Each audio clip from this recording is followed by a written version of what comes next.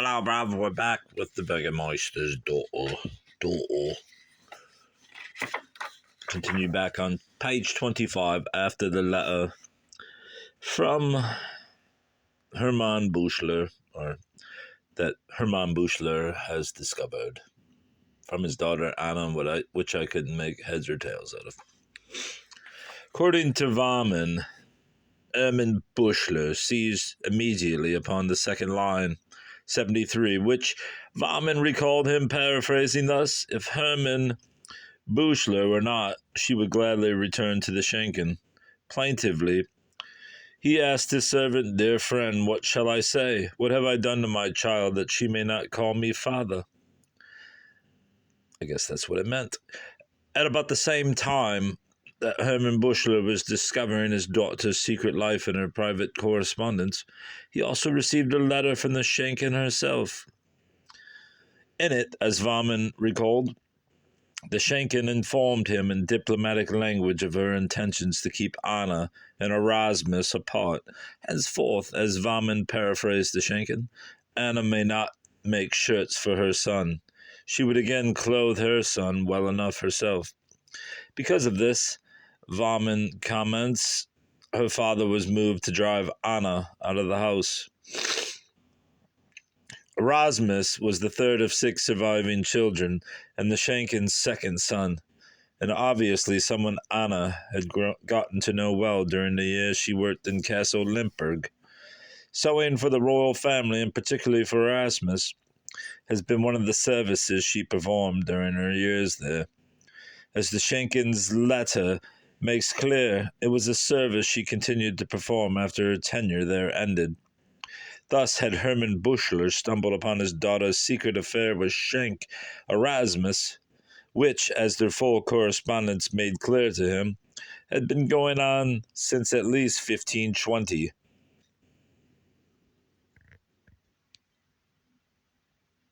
The talk Anna wanted the Schenken now to ignore was the mounting gossip about her and her suitors in Hall. The person she was trying to protect was, of course, Erasmus, as the matter she would put an end to, evidently by marrying, if her father were not in the way, were her amours with her suitors. When her father read her letter to the Schenken, he immediately interpreted it to mean that she preferred her previous life in Castle Limburg, with its easy and immoral access to a royal lover, over a respectable life with him in Hall. When she wished him gone, he saw not escape from tormenting gossip, but from her duty to him whom she could no longer call father. He may now also have recognized, perhaps for the first time, the depth of her resentment of his failure to settle a proper marriage.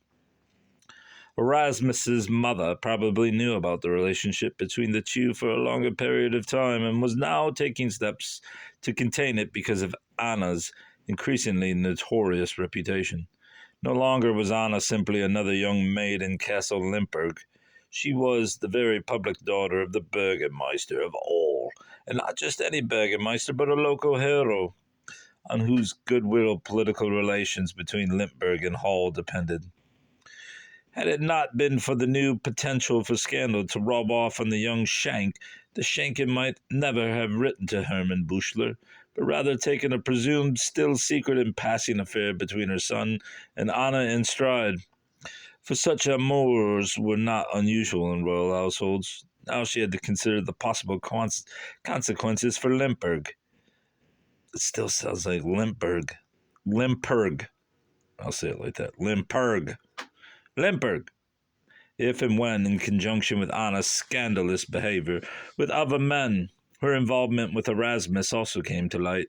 As she wrote to Hermann Buchler, the Schenken had no way of knowing what the discovery she feared was then occurring. Hermann Buchler's failure to learn of his daughter's relationship with Erasmus sooner can only be due to his servant's family loyalty and fear of telling him. Barbara Dolan certainly knew that Anna had frequent rendezvous with Erasmus, although she claimed in later testimony to have had no idea what they did on such occasions. She recalled once when she had gone to Weinsberg and Herr Buchler was out of town.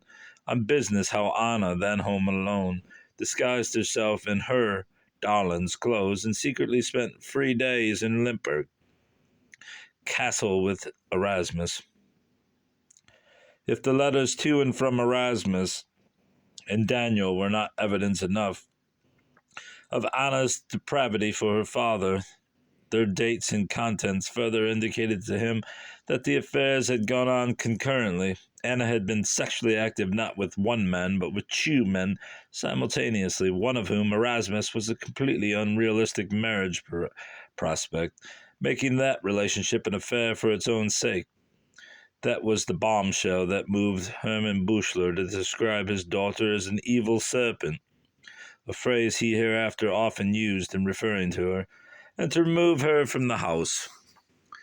If, from a modern point of view, Hermann Buchler appears to have overreacted, it must be remembered that at this time casual premarital sex and unwed motherhood could indelibly stain a person and irreparably damage a family's reputation.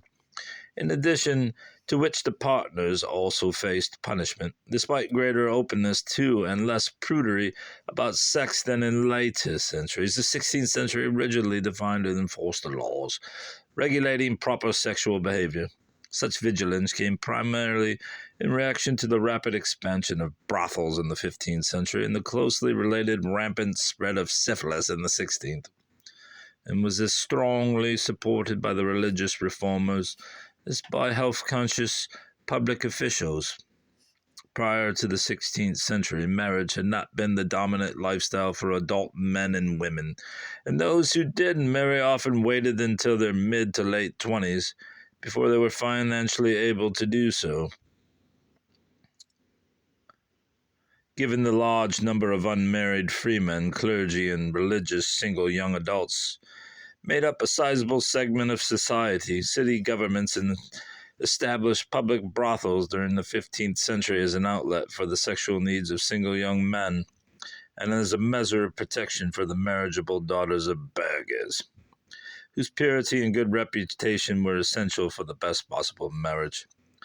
The combination of a deadly new venereal disease and the success of a religious reform that exalted marriage over celibacy revised thinking about previous sexual practice. Historians have perceived a new moral politics emerging in German cities during the 16th century, closely tied to the desires of both Protestant and Catholic reformers to restrict all sexuality to marriage, which Martin Luther proclaimed to be the only true chastity.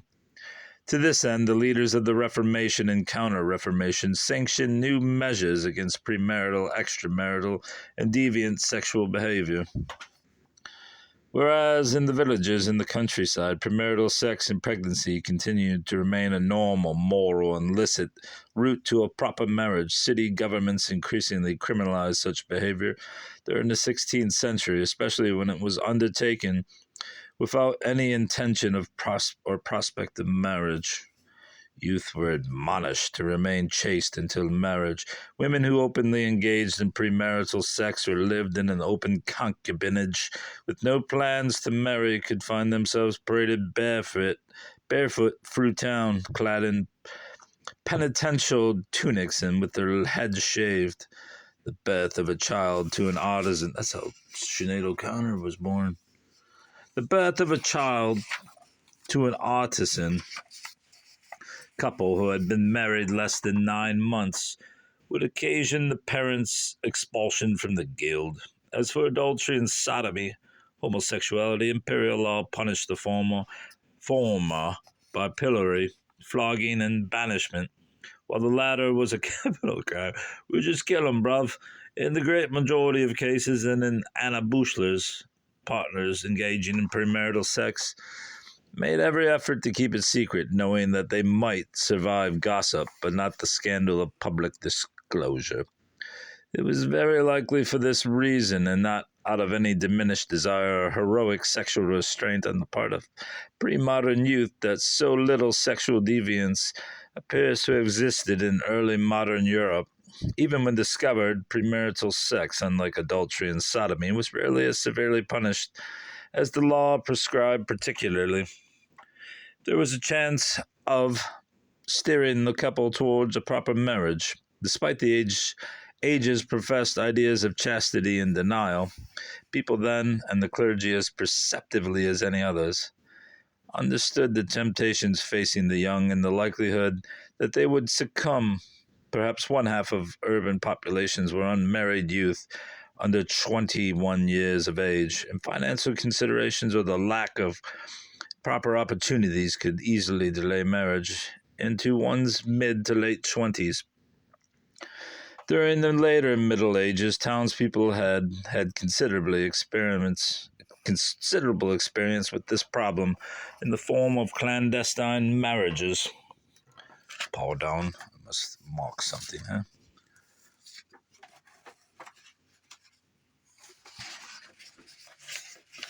No, this is interfering. During the later Middle Ages,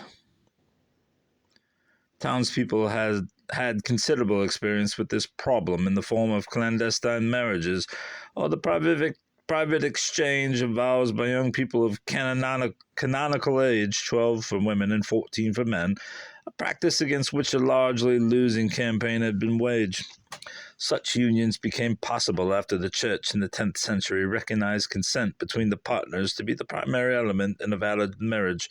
Thereafter, it was possible for a young man and young woman of canonical age to exchange valid promises of marriage, future vows, or even actual marriage vows, present vows, privately at their own initiative and without parental knowledge or consent. Such permissiveness was not only a proper theological position for the Church to take at the time, it was also an enterprising pastoral extension of the Church's authority over the sexual life of the laity. In one great stroke, it brought under the Church's moral authority the enormous world of teenage and young adult fornication. As a consequence, however, parents found themselves confronted by children who, without any prior consultation with them, had exchanged marriage vows, possibly engaged in sexual relations, and might even be expecting a child, yet by these very acts were proclaimed by the Church truly to be man and wife in the eyes of God and under the laws of Church. For the majority of youth in late medieval and Reformation Europe, premarital sex seems not to have been a great issue of conscience, despite the clergy's determination to make it such.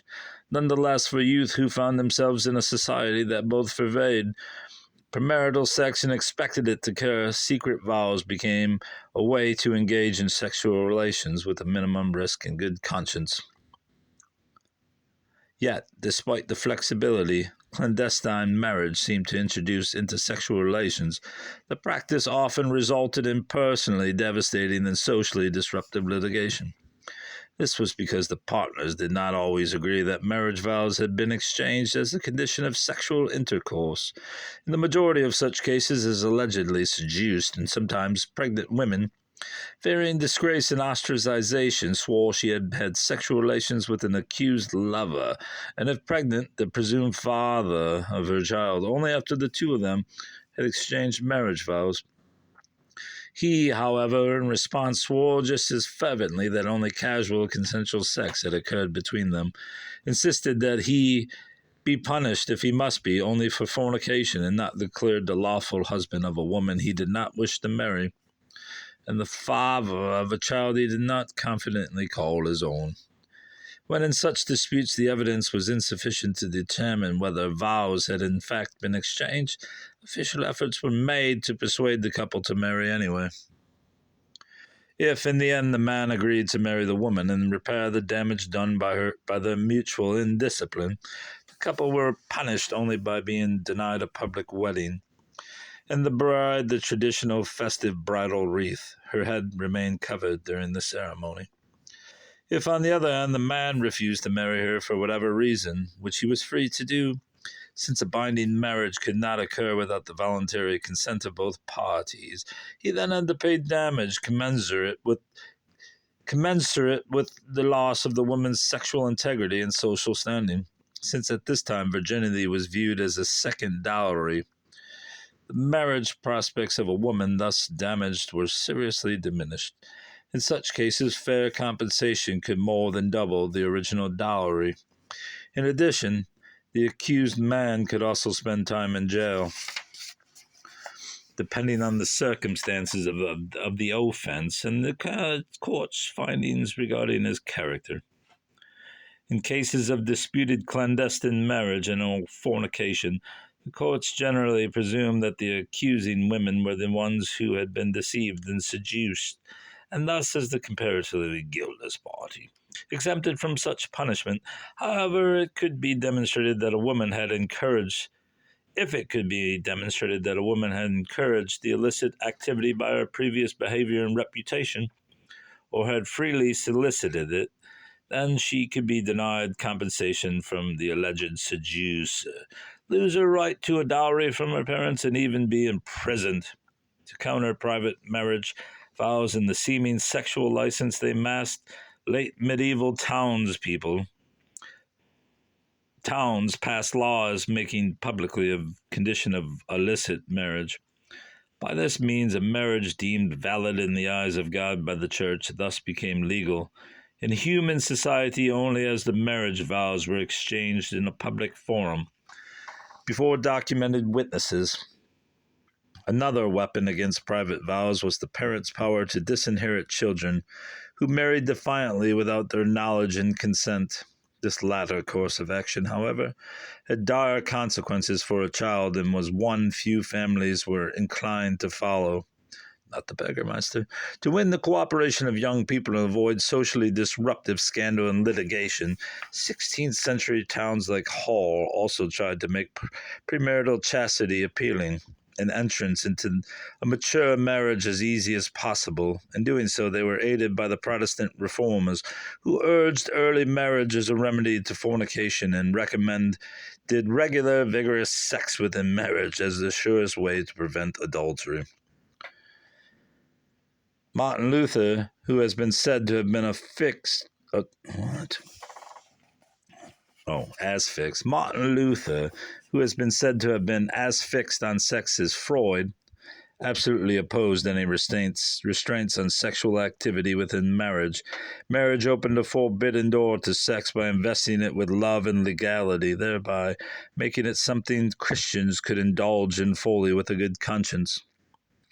According to the Strasbourg reformer Martin Bucer, no true marriage existed where there was not a joyous sharing of physical affection.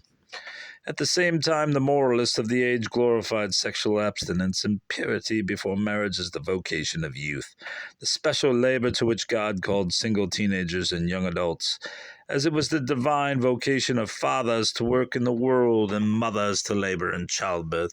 God had burdened youth with self-sacrificing virginity until marriage. In church, school, and home, pastors, teachers, and parents drummed chastity and self-control into the young, who were taught early the liabilities of unwed motherhood, venereal disease, and immature marriages. In the growing literature for girls published in the 16th and 17th centuries, the overriding concern was to diminish sexual thoughts and delay sexual activity until marriage. That literature was heavily religious in content, a medley of catechisms, Bible excerpts, prayer books, and the lives of virtuous people. Reading that has been described as the 16th century's alternative to sex education. How do you say catechetical? Catechetical? Is that what it is? Catechetical? Catechetical sermons conveyed the same message to boys and girls entering puberty as they prepared for their first communion. That ordinary parents fully shared the concerns of the moralists can be seen in the advice a dying mother left to her two surviving daughters in a 17th century testament. Don't eat and drink too much at parties. Eat and drink ahead of time and accept drinks only from other girls. If a boy peels a fruit for you, do not accept it. When boys come and sit beside you, don't answer their questions. Say only yes, no, and I don't know. And do not smile at them. When boys happen to come into your bedroom, hide behind the bed and threaten to hit them in the face. Against this background, Anna's confirmed sexual intimacy not with one but with two men, and at the same time could only strike her father as bordering on prostitution. A charge he later made privately to her brother by describing her as a whore. Gossip about her relationship with a legitimate suitor like Daniel Troutwain was one thing for him to have to live with. The sudden, sure knowledge of her promiscuity with two men was quite another. Not only did his discovery destroy his trust in and respect for his daughter, it also threatened to bring scandal into his home and stigmatize forever the Bouchler name. So he drove the evil serpent from his house and out of hall. As for the filthy letters, he kept them to himself, bequeathing them upon his death in 1543 to his son Philip, who later exposed them to the public during his litigation with his sister at mid-century. Until then, they were in all likelihood preserved under lock and key in an iron-hinged, metal-rimmed oaken chest, roughly 16 by 12 by 8 inches, in size, or in one of the great oaken cabinets that were commonly used in contemporary hall households to store valuable papers and documents, examples of which are today on display in the city's Horlish Frankischisch, I don't know what the fuck that says, museum. By suppressing the letters, Hermann Buchler succeeded in confining the scandal during his lifetime to the vast majority of Anna's contemporaries. Stealing and cavorting with Daniel Troutwain behind her father's back had been the worst of her wrongdoing, not the scandalous love triangle involving a prominent person Anna had no chance to marry that her father had uncovered. Anna thus remained in the contemporary public eye, as later also in her brief appearances in the accounts of modern historians, a willful and disobedient daughter who disgraced her father, not a notoriously promiscuous woman, liable and deserving of punishment at law. All right, bruv. Good night.